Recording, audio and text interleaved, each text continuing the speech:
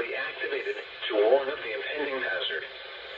Tests of these receivers normally are conducted by the National Weather Service every Wednesday between 11 a.m. and noon. When there is a threat of or existing severe weather in the area on Wednesday, the test is postponed until the next good weather day.